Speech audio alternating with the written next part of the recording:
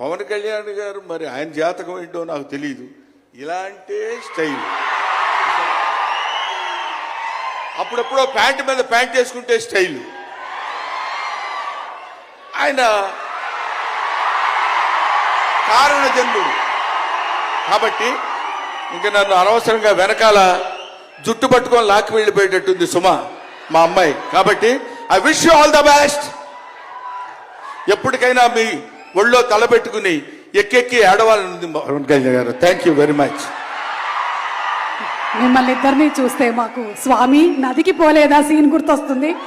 పవన్ కళ్యాణ్ గారు బతుకు మీది చావు మీది, బతుకంతా దేశానిది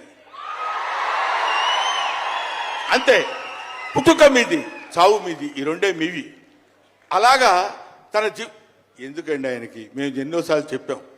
మమ్మల్ని మామూలుగా నేను పెద్దవాడిని కాబట్టి డైరెక్ట్గా తిట్టలేక చిన్న మందలింపించినది. ఎందుకంటే మనకి రాజకీయాలండి ఎందుకండి నో. ఎప్పుడైతే మూర్ఖత్వం అనే పదం మనం వాడతాం, కానీ మూర్ఖత్వానికి ఇంకో పదం ఏంటంటే పట్టుదల. పట్టుదల ఉంటే ఏదైనా చేయగలం. నువ్వు నా దగ్గరికి రావద్దు సుమా, వెళ్ళు.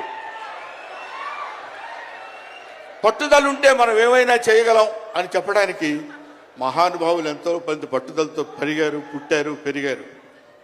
ఒక లాల్ బహదూర్ శాస్త్రి పట్టుదల, ఎడం చేత్తో కుడి చేత్తో పుస్తకాలు పట్టుకుని ఎడం చేత్తో గంగానది ఈదుకుంటూ వెళ్ళి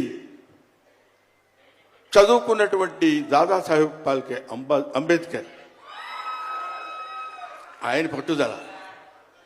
ఎంతమంది చెప్పినా వినకుండా నేను I want to know the truth అని చెప్పినటువంటి రమణ మహర్షి పట్టుదల, రామకృష్ణ పరమహంస పట్టుదల.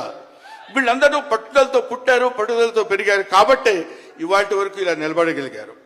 ఇప్పుడు నేను చెప్పేది, రేపొద్దున ఆయన ఎంత గొప్పవాడు అవుతాడనేది మనం నిర్ణయించలేము, మన చేతుల్లో లేదు.